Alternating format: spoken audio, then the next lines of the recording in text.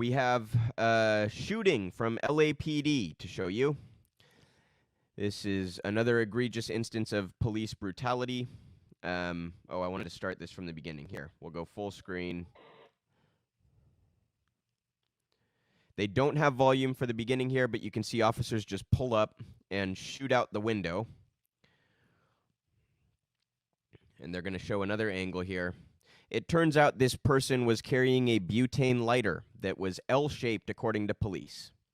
He doesn't have anything in his hands right there that we can see, although the guy in the white shirt might.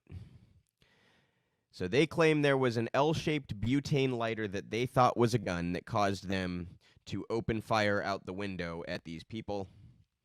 And I want to read you this thread here. This is from Film the Police LA, at Film the Police LA on Twitter.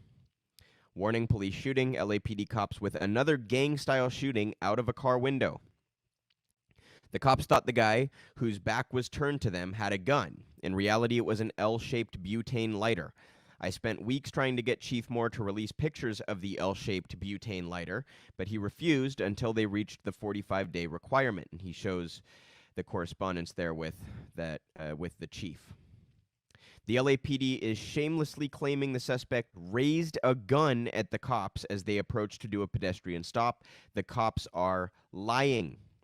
I don't think I have audio on, but the clip is that officer saying that the person raised a gun to officers, when even the cops are now saying it was obviously not a gun.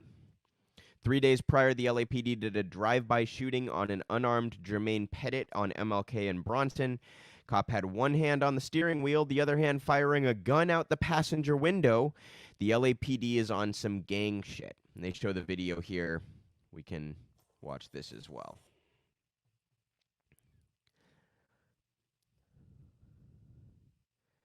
So this guy's walking down the sidewalk. Crime of walking down sidewalk with hands in pockets. And the cops pull guns on him. Very normal, civil, safe society here. And you see the officer in the car there.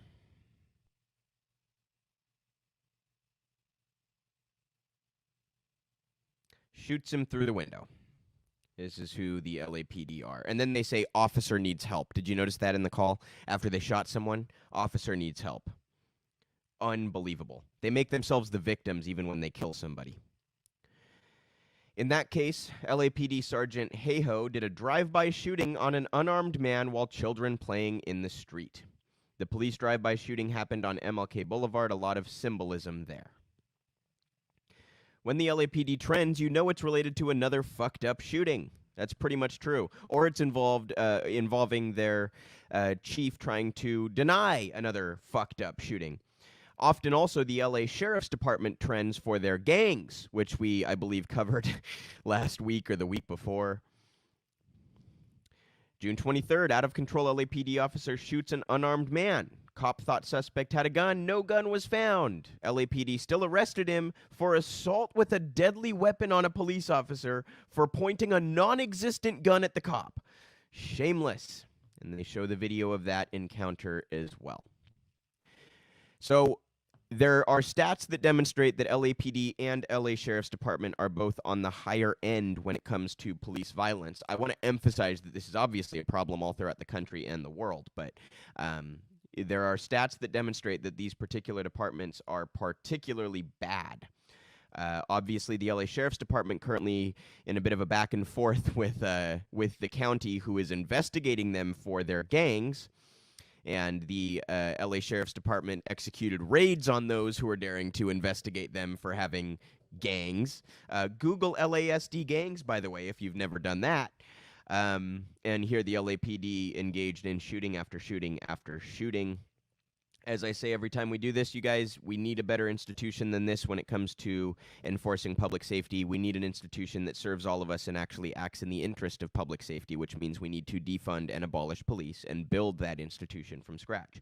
You cannot evolve an institution from slave catchers and end up at a healthy institution. What we have is we have an institution that is soiled from the start, that at its very core, at its the deepest roots, is is corrupted and problematic and harmful and racist and hateful and violent. And we cannot turn that institution into something that is not those things. So we need to start from scratch.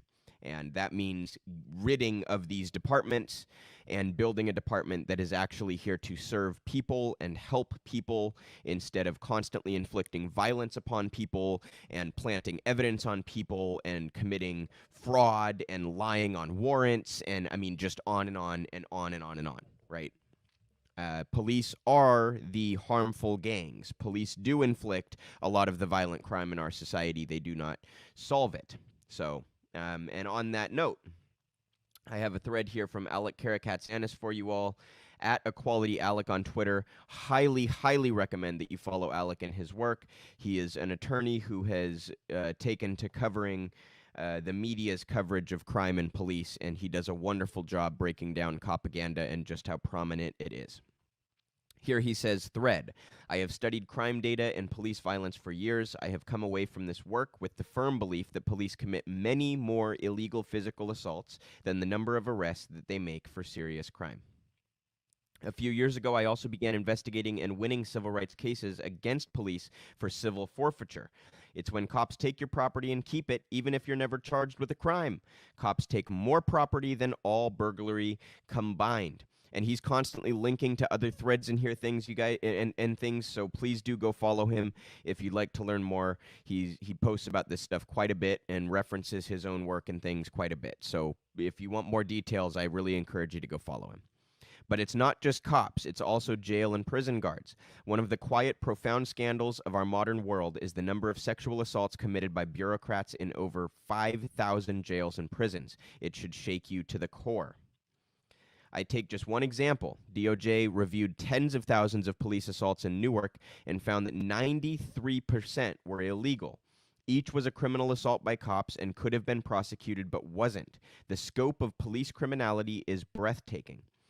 Across every city I have investigated, I've seen massive criminality by cops. It's not a few bad cops in each city. It is a system designed to immunize crimes of the powerful and ruthlessly target the poor. The crime rates reported in news are marketing fabrications. What's even more incredible is the scope of the criminality that cops ignore. Wage theft from workers is almost never investigated, yet it costs $50 billion a year. Tax theft is 20 times more than that. About 63 times of all police-reported property crime combined. What about fraudulent bank overdraft fees or hundreds of thousands of violations of Clean Water Act each year that cause cancer, organ failure, rotting teeth, and massive death of children? Cops commit crime, but they also only look for some crime by some people. I began this work because I care about safety. I was trying to figure out why the U.S. has such high levels of interpersonal violence, harm, and death, and yet the highest levels of incarceration in the world. I learned that police only spend 4% of their time on violent crime. Virtually everything we are told about the massive profitable punishment bureaucracy is wrong. These bureaucrats and corporations aren't keeping us safe. The root causes of crime are structural: housing, healthcare, education, inequality, etc. Everyone can get involved in their community. Court watch programs, mutual aid, campaigns to shift investment to systems of care, taking control of local boards, reading groups, political education for young people, etc. A good place to start is Exceptional History of U.S. Police, Our Enemies in Blue by Christian Williams, but a new book by Miriam Kaba and Andrea Ritchie called No More Police is a vital contribution for this moment. It's an amazing resource, especially for young people. Let's go. Encourage you all to read that book. I'm going to order that book and read that book. I think anything Alec recommends is probably worth it. Again, really encourage you all to follow him at Equality Alec. Understanding how the media works in terms of its role in crime reporting and police reporting, it's really important. Police would not get away with what they get away with if they did not know that they had the media on their side and there to play stenographer for them. And obviously the justice system is designed to be the way that it is, and Alec talks about that quite a bit as well. So just really encourage you all to be as aware as you can about how police function, how courts function, how prosecutors function, and how the media plays a very important role in keeping us constantly scared of crime, but not scared of crime that police either ignore or commit.